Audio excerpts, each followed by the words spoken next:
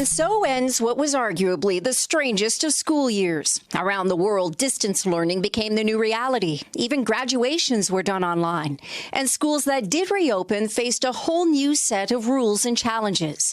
Here in China, when the government decided to allow kids back into classrooms, there were social distancing measures like mandatory masks and separated desks, temperature checks, and eating lunch in shifts. And not everybody returned at once or even made it back. It was a phased approach. Different grades went at different times, weeks apart.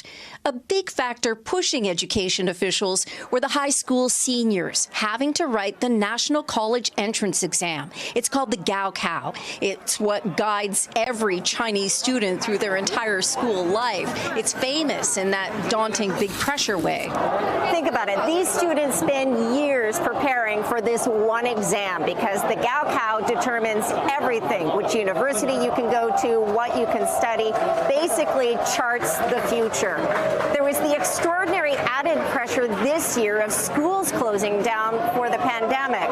The Gaokao was delayed by a month, and when schools finally did reopen, these students were the first to go back. It's a huge deal for parents, too.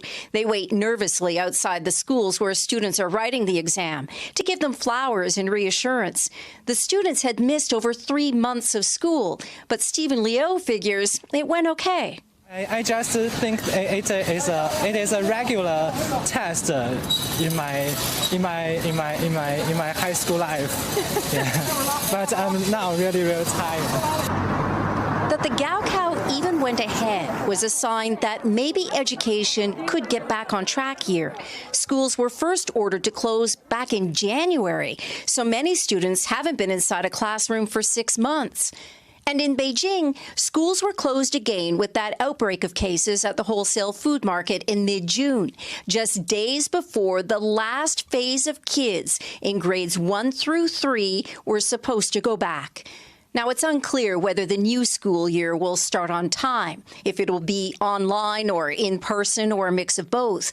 International schools are also still trying to get teachers back who've been stuck outside of China since the borders closed late March. Much of it is going to depend on the numbers. Take Hong Kong, for example. It had cases under control, so schools reopened at the end of May. Now there's another surge in cases, enough that officials are calling it a third wave. There are no confirmed infections at schools, but officials say they want to keep it that way. So schools there are closed again, a sort of cautionary tale for the rest of the world trying to find the way forward. Hey, NBC News viewers, thanks for checking out our YouTube channel. Subscribe by clicking on that button down here and click on any of the videos over here to watch the latest interviews, show highlights, and digital exclusives. Thanks for watching.